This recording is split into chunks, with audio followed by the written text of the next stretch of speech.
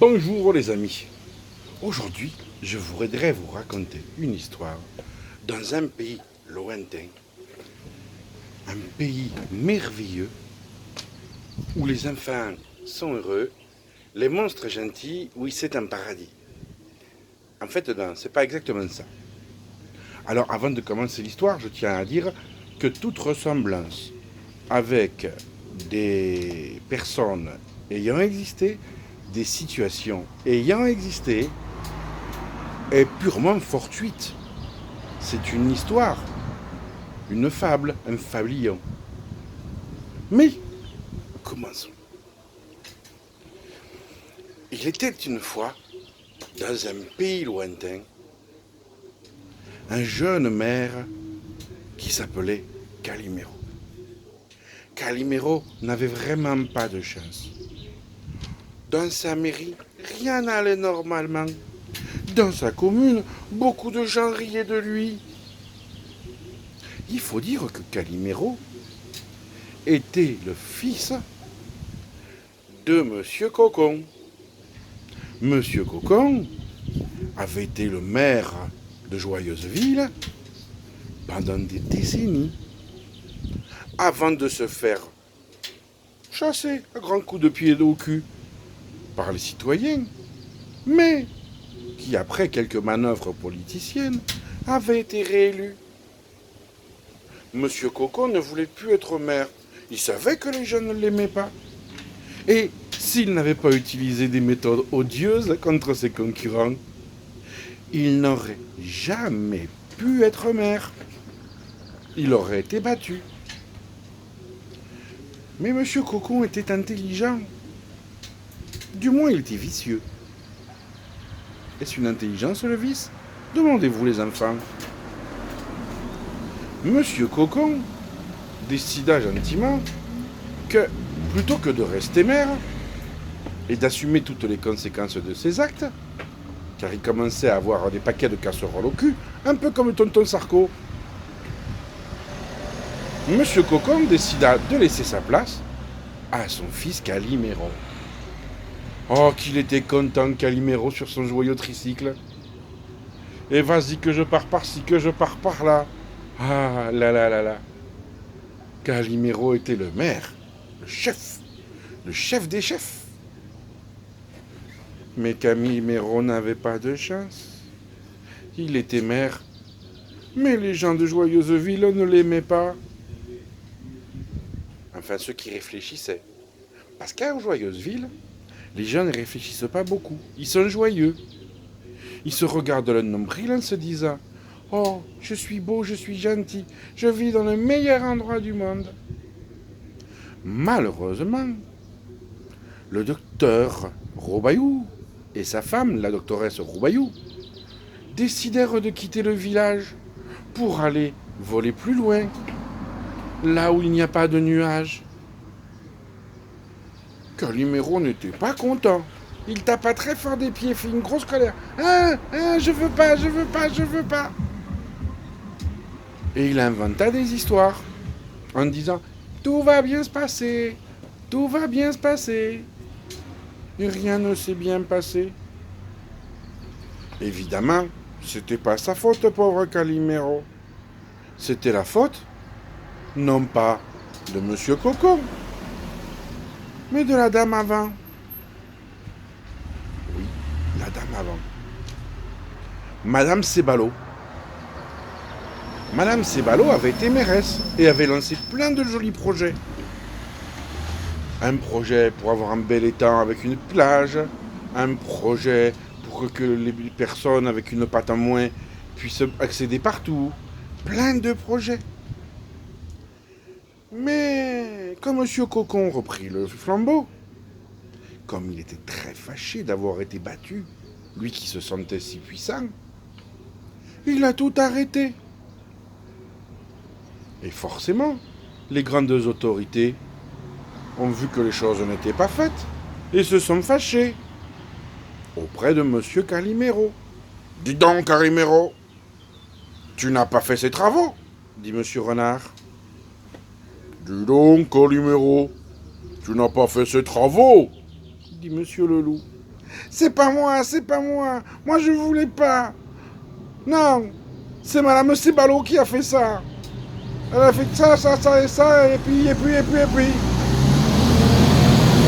Ce qu'oubliait notre ami Calimero, c'est que si tu ne continues pas les travaux, parce que tu n'aimes pas la personne, et même si c'est ton papa qui a commencé à ne plus faire les choses, c'est toi qui es responsable. Mais Monsieur Calimero ne voyait pas les choses comme ça. À chaque fois que quelque chose n'allait pas, c'était la faute de Madame Sebalo. Un problème dans les eaux usées, c'est Madame Sebalo. Un problème dans les épandages, c'est Madame Sebalo. Un problème d'hémorroïdes, c'est Madame Sebalo. Un problème à l'école, c'est Madame Sebalo. Un problème d'accessibilité aux handicapés, c'est Madame Sebalo. Tout ce qui se passait était forcément la faute de Madame Sebalo. Ça pouvait pas être la faute de son papounet. Et oui, les enfants, ce n'est pas parce que papa fait des choses que vous devez dire papa c'est bien. Mais Calimero n'avait jamais tenu tête à son papa. Calimero se disait, c'est pas grave, je dirais que c'est l'autre. C'est pas grave, je dirais que c'est l'autre. Et depuis, dans les journaux, quand on parle de joyeuse ville, c'est toujours en négatif. Et oui, il n'y a plus de plage. Non. Il n'y a de moins en moins de commerçants. Non. Il n'y a même plus la banque. Même les gendarmes sont partis. La poste. Le courrier arrive par corbeau. Voyageurs de chez DHL. C'est une catastrophe, Joyeuseville. Mais ce n'est pas la faute de petit Calimero. C'est forcément la faute de Madame Sebalo. Oh, Calimero, mon ami, si tu savais comme tu es petit. Tu es un peu comme la grenouille qui voulait devenir le bœuf. Tu t'es dit, en reprenant la place de papa, je serai le premier magistrat. Mais tu es le premier magistrat de quoi? Tu es toujours plein de colère? Tu es toujours plein de vilainie? Mais on te voit bien sur ton tricycle, quand tu roules très vite, largement au-dessus des vitesses autorisées par Madame Lafouine, la gendarmette. Attention, Calimero, la vitesse va encore baisser. Et ton permis, tu vas paumer. Il faut dire que de ce côté, ton papa, lui aussi aimait rouler vite dans les villes. Il s'en foutait, il était le premier magistrat. Mais être premier magistrat, c'est donner l'exemple. Ce n'est pas enfreindre les lois. Eh oui, Calimero, la vie est difficile, comme je te comprends. Tu aurais mieux fait de faire autre chose que de prendre la succession de papa. T'occuper de tes tomates, de tes légumes, de regarder le blanc souffler. Mais pas d'une ville t'occuper.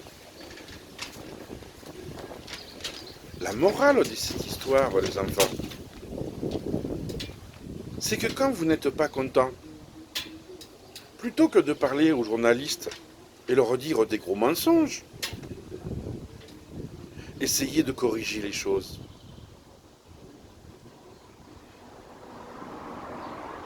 Quand on est incompétent, on s'entoure de grandes gens, mais pas d'un petit jardinier qui est connu pour avoir fauché. Tout le monde le dit. C'est quand même bien triste que dans une ville aussi joyeuse que Joyeuseville, on subisse encore toutes ces choses. Vous savez, les enfants, un jour vous deviendrez grands. Et j'espère sincèrement que ce conte vous vous rappellerez, si un jour aux élections vous voulez vous présenter. Car si tu ne travailles pas bien, toi le petit coquin, peut-être que tu finiras mère. Mais seras-tu réellement digne de ton père?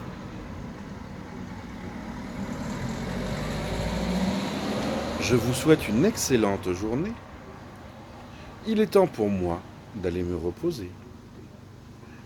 Mes enfants, réfléchissez. Avant de critiquer ce que les gens ont fait avant, es-tu certain de pouvoir en faire autant? Au revoir.